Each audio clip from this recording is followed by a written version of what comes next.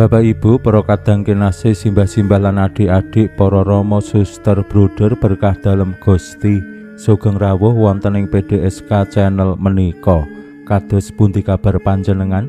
Mugi-mugi bagas kasarasan kesehatan kawilujengan tansah mengku kula panjenengan sami anggenipun nglampahi gesang ing dinten menika.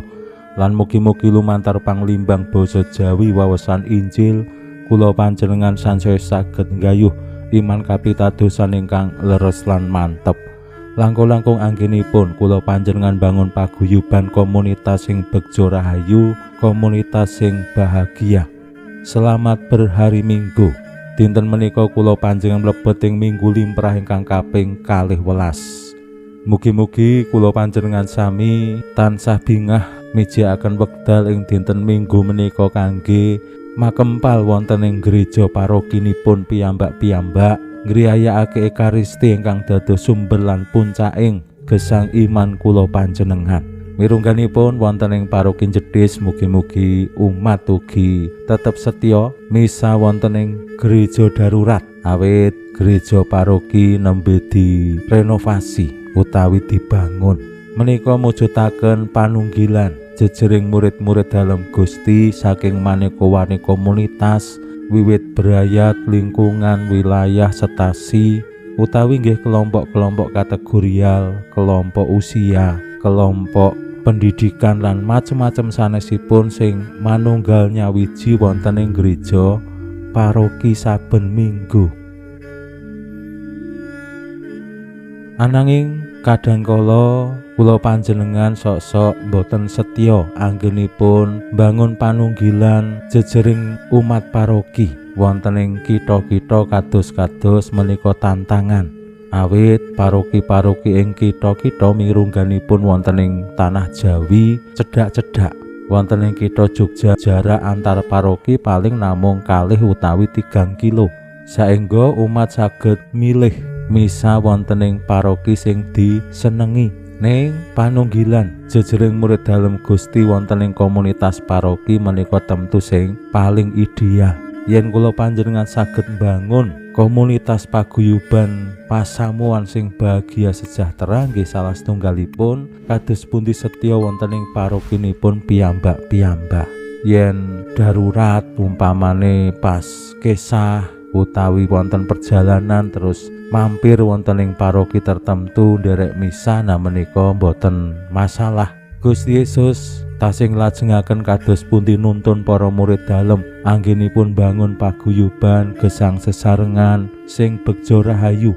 Gusti ngajak para murid tansah wantun ngadepi maneka warni pepalang, ngadepi maneka warni kekhawatiraning manah, ngadepi maneka warni bab sing kadangkala marakake awake dhewe males utawa wegah utawa menghindar. Supados menapa kula panjenengan sansaya saged ngakeni wonten ing situasi menapa kemawon, wonten ing lingkungan menapa kemawon, bilih kula panjenengan sami menika penderek-penderek dalem Gusti. Pramila monggo kita pirengaken sabda dalem Gusti ing dinten menika lan kita wiwiti kanthi sembahyang sawetawis. Konjo ing asma dalem Yang Rama saha Yang Putra tuwin Yang Roh Suci. Amin.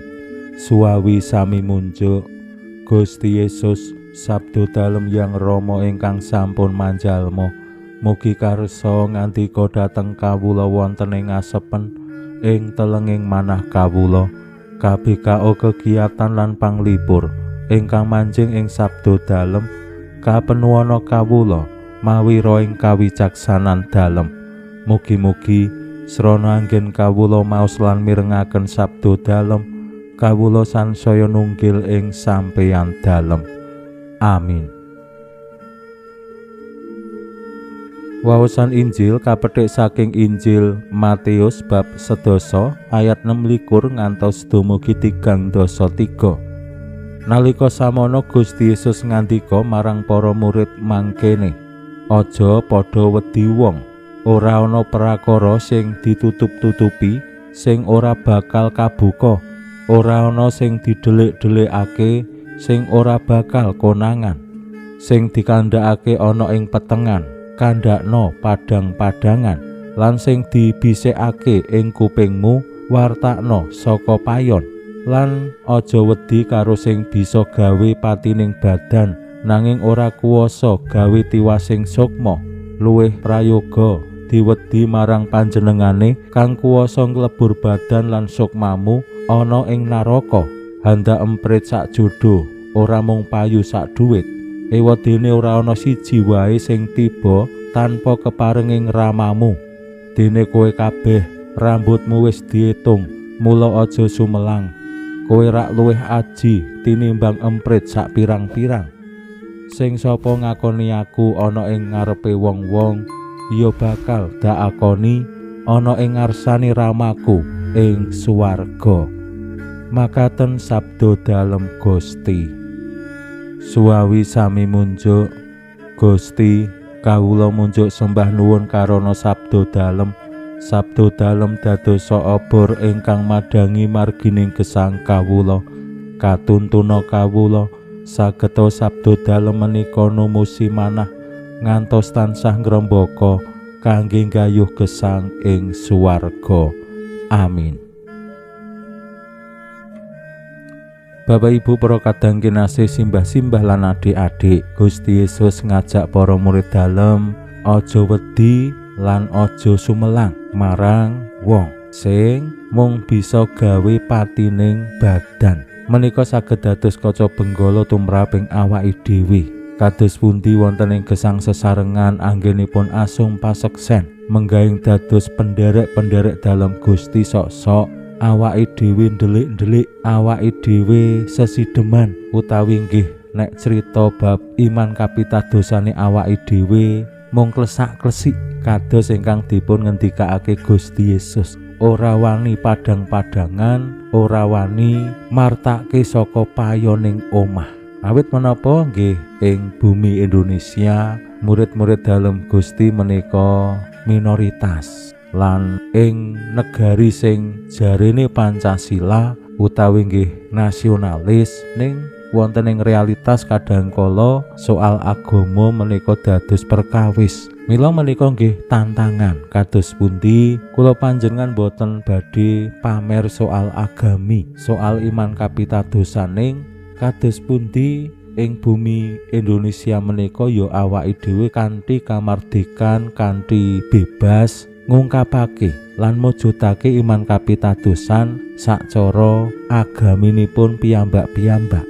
Boten sami senggolan, boten sami ngasorake, boten lajeng agresi, ning kados pundi lung tinulung bantu binantu kanthi caranipun piyambak-piyambak ngayati menapa sing dados iman kapitadosane dhewe-dhewe. Yen arep pindah agama, yen arep tanda kutip murtad, ya sing penting ora dipeksa. Wong lak ya ngerti endi sing apik, endi sing bener, endi sing bisa nuntun marang gesang kasuwargan. Mila kan awake dhewe jenenge wong duwe agama ya le bersaing anggenipun tumindak sae, anggenipun mujudake kasaenaning Allah, sih palimirma dalem Allah marang gesang sesarengan, ora kanthi meden-medeni. Nah, menika tantangan. Awake dhewe jejering murid dalem Gusti sok-sok ya terus wedi, srawung karo sing beda, terus dibuli lan sak panunggalane. Nah, menika tantangan-tantangan sing kedah dipun sirnakake wonten ing gesang sesarengan ing bumi Indonesia.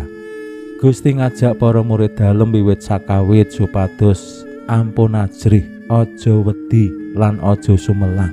Kula panjenengan katimbalan anggenipun ajrih menika marang Allah sing Maha Asih. Anggenipun sumelang menika ya marang Allah ingkang dados pepadang. Ampun ngantos pisah kalian Allah wonten ing gesang kula panjenengan. Mugi-mugi lumantar sabda dalem Gusti dinten menika kula panjenengan sansaya wantun ngakoni Gusti wonten ing tengah-tengahing sesami. Pinuji Allah sakmenika sarta ing salami-laminipun. Salam sehat, salam bahagia, salam katentreman. Lan mugi-mugi lumantar panglimbang dinten menika kula panjenengan tansah jinangkung ing berkah dalem Gusti ingkang Maha Kuwasa, Hyang Rama saha Hyang Putra tuwin Hyang Roh Suci. Amin.